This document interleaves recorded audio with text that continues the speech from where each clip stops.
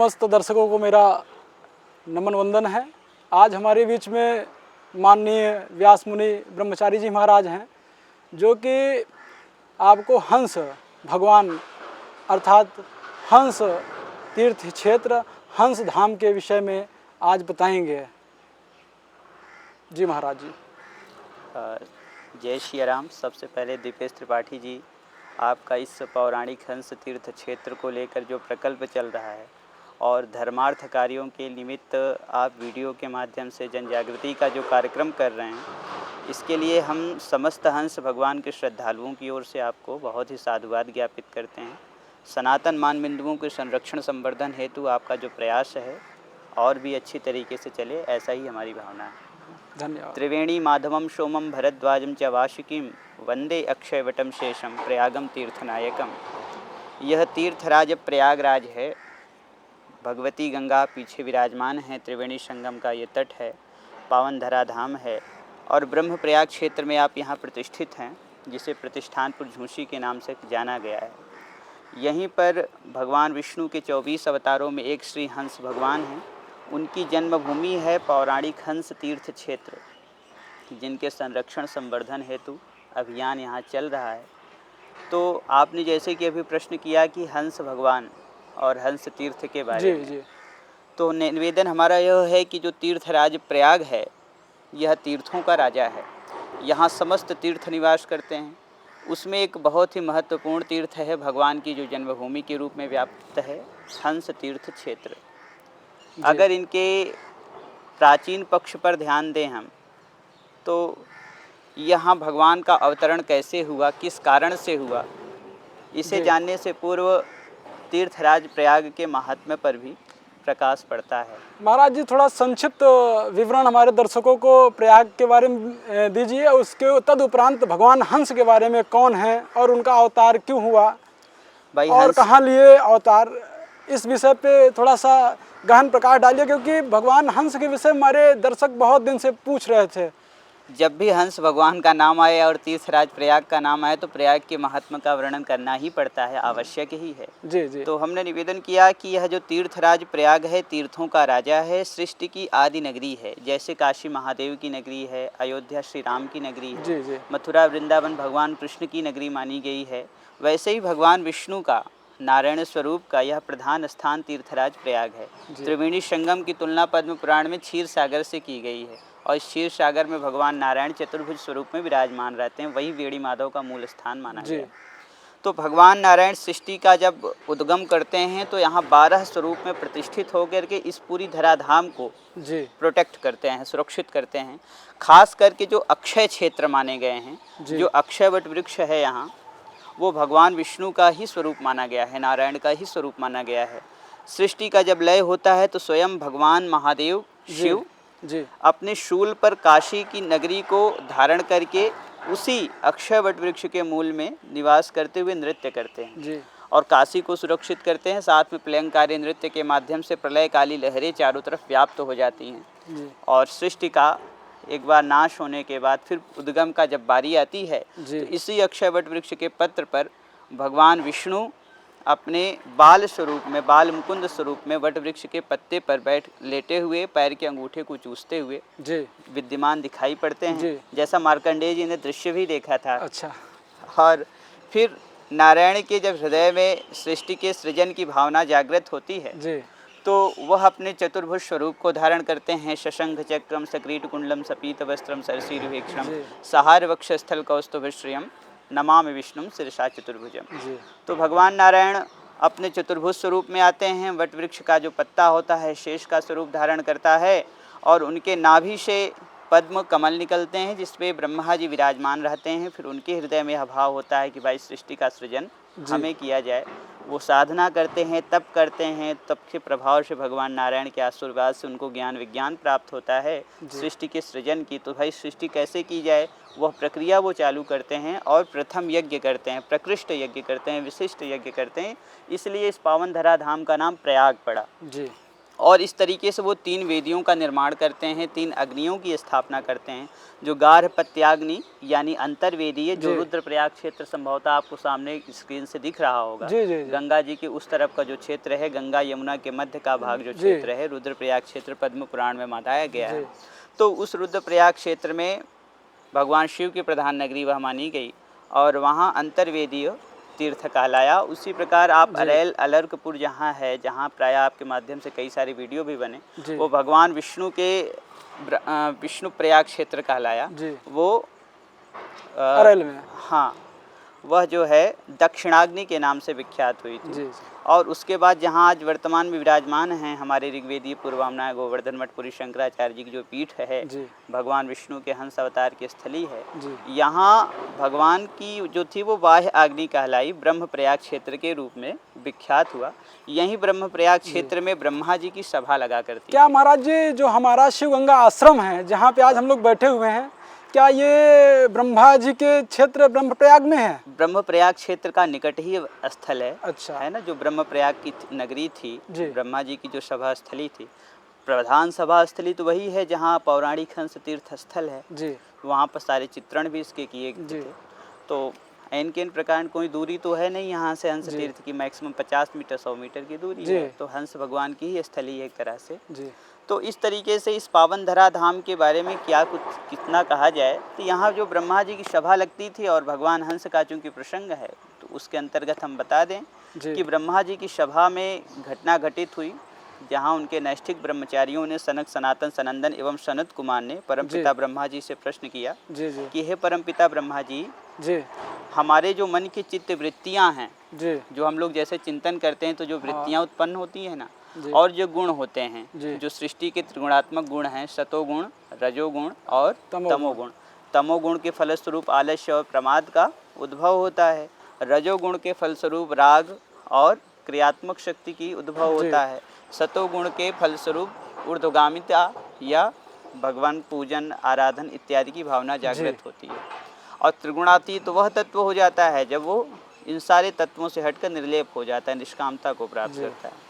तो इस तरीके से जब उन्होंने शनकादिकों ने यह जिज्ञासा व्यक्त की, तो भगवान नारायण का स्मरण करते हैं परमपिता ब्रह्मा जी, क्योंकि वो उस समय रजोगुण से प्रधान थे, सृष्टि के सृजन के कार्य में तल्लीन थे। जी। ऊर्जे सिते नवम्याम वही हंसो जाता है स्वयं हरि, यह गोपाल तापन्योपनिषद का वचन है। जी। यानी सतयुग, जिसे कृतयुग भी कहा गया, सतयुग की युगादि तिथि, प्रथम तिथि कार्तिक शुक्ल नवमी, जिसको अक्षय नवमी कहते हैं, आंवला नवमी के रूप में भी जो विख्यात है, ये आंवला का पावन वृक्ष भी है यहाँ पर। तो इसी आंवला वृक्ष अक्षय नवमी, उस समय जो भगवान विष्णु की उपासना की जाती है आंवला में, वो भगवान हंस ही होते हैं। अच्छा, हंस भगवान के ही नाम पे हम लोग आंवला से संबंधित जो आंवला नवमी जो होती है, अक्षय नवमी जो होती है, जो व्रत किया जाता है भगवान विष्णु। ये देखिए श्री हंस भगवान जो हैं, पूरा भगवान विष्णु ही तो हैं, कोई अलग थोड़ी ना, उन्हीं के ही तो स्वरूप हैं। 24 अवतारों में 20वें अवतार के रूप में भागवत महापुराण में वर्णन है। तो ये श्री हंस भगवान ही इस आंवले के वृक्ष में विराजमान रहते हैं। इनकी बड़ी महिमा है, वह एक अलग ही कथा है जी। तो इस तरीके से भगवान विष्णु हंस के स्वरूप में अवतरित होते हैं जी। हंस तीर्थ क्षेत्र में जी। और हंस गीता तथा गोपाल मंत्राज का उपदेश देते हैं जी। हंस गीता भागवत महापुराण 11 स्कंद का जब आप लोग अवलोकन करेंगे तो उसमें 36 श्लोकी हंस गीता है। हमने 11 स्कंद अध्याय 4 श्लोक संख्या 17 तथा अध्याय 13 श्लोक संख्या 19 का उद्धरण भी आपके सामने प्रस्तुत किया है कि हंस स्वरूप अवदच्युत आत्मयोगम दत्ता कुमार ऋषभो पिताना, हंस आदि स्वरूप धारण करके उन्होंने पितामह ब्रह्मा को जी ज्ञान दिया था, ब्रह्म ज्ञान दिया था। तस्याम हंस रूपेण सकाशम गमम, तथा इसी बीच हंस गीता जो 36 श्लोकी है वर्णन है, तो उसमें परमपिता ब्रह्मा जी के शमन करने के लिए और शनकादिकों के शमन करने के लिए भगवान नारायण ने, जैसे हंस पक्षी जो होती है दूध और पानी को पृथक करने के लिए समर्थ होती है ना, उसी प्रकार भगवान विष्णु ने हंस पक्षी का स्वरूप धारण किया तथा नीर क्षीर विवेक युक्त हंस गीता का ज्ञान दिया था। हंस गीता का ज्ञान दिया जब हंस भगवान प्रकट हुए। यहाँ संध्यावट वृक्ष, हंस तीर्थ मंदिर, हंसकूप, संकष्टहर माधव गुरु गोरखनाथ जी की बाद में तपस्थली भी कहलाई, और भी तमाम समाधि स्थल हैं वो सब हंस तीर्थ क्षेत्र के अंतर्गत ही आती हैं। तो वह पावन वटवृक्ष आज भी है यहाँ, संध्या वटवृक्ष। तो जब प्रकट हुए तो सनक सनातन सनंदन ब्रह्मा जी को आगे करके जाते हैं, कहते हैं को हम, आप कौन हैं प्रभु, आप कौन हो आप जी। तो इस प्रश्न को जब वो पूछते हैं, भागवत महापुराण में इसका उल्लेख है, तो परमपिता हमारे नारायण श्रीमन नारायण कहते हैं जी। कि आपका यह प्रश्न जो है अज्ञान से युक्त है जी। क्योंकि परमार्थ तत्व जो है सर्वथा नानात्व से रहित है। परमार्थ में नानात्व नहीं है, विविधता नहीं है, उसमें एकता है जी। तो इस तरीके से वो बताते हैं कि तमोगुण का लय रजोगुण में, रजोगुण का सत्वगुण में, और सत्वगुण का फिर परमात्मा के एक जो स्वरूप है लीला गुण धाम युक्त उस स्वरूप में, और उसके उपरांत निर्विकल्प परमात्मा का जो स्वरूप अर्थात उसमें डूब जाना, निर्विकल्प समाधि की अवस्था को प्राप्त कर लेना। जी। इस तरीके से भगवान ने सांख्य, योग और वेदांत, ये 3 दर्शन बहुत विख्यात हैं जी। तो उनसे अनुप्राणित, उनसे सम्मिलित, उनकी त्रिवेणी से युक्त हंस गीता का उपदेश दिया, जो कालांतर में बहुत ही उसकी उपयोगिता सिद्ध हुई हंस गीता की। जी। अच्छा महाराज जी, जैसे हमारे दर्शक बहुत पूछना चाहते थे पहले भी, सब आपसे मुलाकात तो कर नहीं सकते हैं क्योंकि सबके लिए सहजता सरलता नहीं है कि भारत से काफ़ी लोग कैसे आ सकते हैं उत्तर प्रदेश में अन्य अन्य राज्यों के द्वारा। तो उनका एक प्रश्न था महाराज जी, भगवान विष्णु जी ने हंस अवतार क्यों लिया?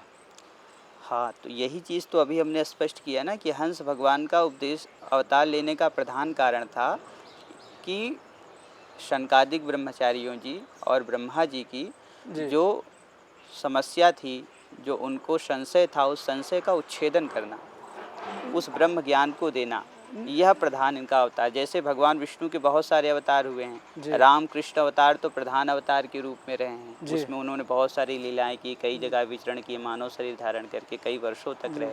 लेकिन उनके कुछ क्षणिक अवतार भी हुए, जैसे नरसिंह अवतार इत्यादि, जो पर्टिकुलर कुछ उद्देश्य की पूर्ति करने के लिए समय समय पर आते हैं, फिर अपने भक्तों को आशीर्वाद देने के लिए, उनके कार्य की पूर्ति के लिए तथा जन कल्याण के लिए प्रायः अपना स्वरूप धारण भी करने से पीछे नहीं हटते।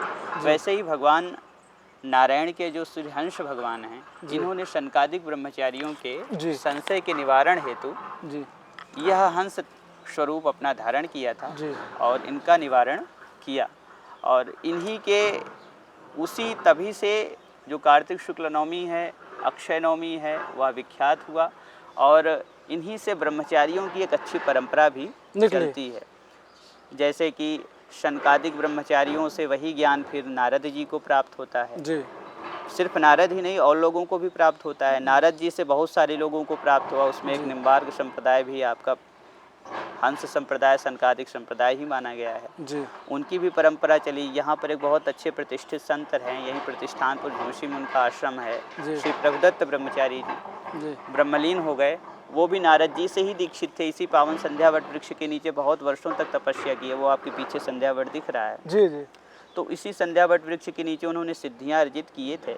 ऐसे पावन तीर्थ स्थल पर इनकी ये गाथा रही। तो हमने जैसे कि निवेदन आपसे किया कि परमपिता ब्रह्मा जी ने हंस गीता का उपदेश दिया शनकादिकों को जी, और गोपाल मंत्राज का उपदेश दिए, और स्वयं शालिग्राम अर्चा विग्रह के रूप में प्रतिष्ठित हुए, यहाँ प्रतिष्ठित हुए थे। उस समय से ब्रह्मा जी द्वारा सेवित हुए, शनकादिकों द्वारा सेवित हुए, नारद जी द्वारा सेवित हुए, ना जाने कितने ऋषि मुनि गणों द्वारा वो सेवित हुए शालिग्राम, वो परंपरा से सेवित होते चले आए थे।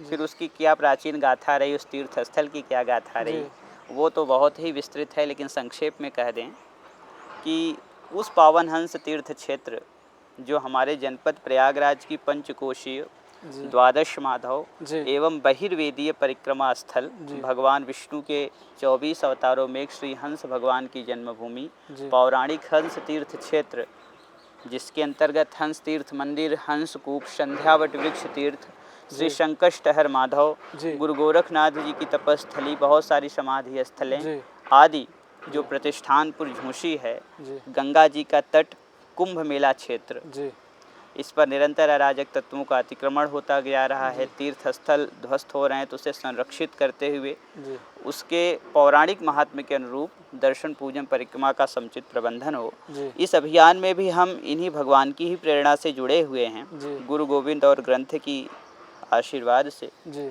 यद्यपि मेरा कोई अभियान नहीं है, मेरा कोई योजना नहीं है, जो कुछ भी है ये संतों, महापुरुषों और पूज्य गुरुदेव के दर्शन मात्र से जो जी एक स्फुरित होती है प्रेरणा, जी उस स्फुरित हुई प्रेरणा की परिणति मात्र है, जी जिसके फलस्वरूप आज हमारा आपसे समागम भी हो रहा है और जी ऐसे दिव्य गाथाओं पर चर्चाएं हो रही हैं जो एक ऐतिहासिक हैं, जो एक विरासत हैं, जो हमारे धर्म की अमूल्य निधियां हैं। तो इस तरीके से हमने जी बताया कि जब हम प्रयाग पर सेवा देने का दायित्व हमें मिला जी जनपद प्रयागराज की पंचकोशीय परिक्रमा पर, जी तो पंचकोशीय परिक्रमा में हम त्रिवेणी संगम को केंद्र बिंदु बना करके जी 15 किलोमीटर की एक त्रिज्या लेते हैं। जी उस त्रिज्या को वृत्ताकार घुमा देते हैं, तो जो सर्कल तैयार होता है, जो परिपथ तैयार होता है, उसी को पंचकोशीय परिक्रमा कहते हैं। जी तो इसमें आपका अंतर्वेदीय, मध्यवेदीय और बहिर्वेदीय परिक्रमाएं जी समाहित हो जाती हैं। साथ में जो भगवान विष्णु अपने 12 स्वरूप में प्रयाग की इस धराधाम पर विराजमान हैं, अक्षय क्षेत्र को अक्षय रखने के लिए, जी वह द्वादश माधव के स्थान भी उसमें सन्निहित हो महाराज जाते हैं। जी, जो वर्तमान समय में जो हमारा हंस तीर्थ क्षेत्र है, हाँ, किस नाम से, किस स्थान पे, नए नाम से, किस जगह पे है? जैसे हमारे कोई बाहर से, भारत से या भारत के किसी भी राज्य से हमारे हंस देवता या हंस भगवान से जो भगत हैं, जो जगत हैं, वो आना चाहते तो यहाँ तक कैसे पहुँचेंगे?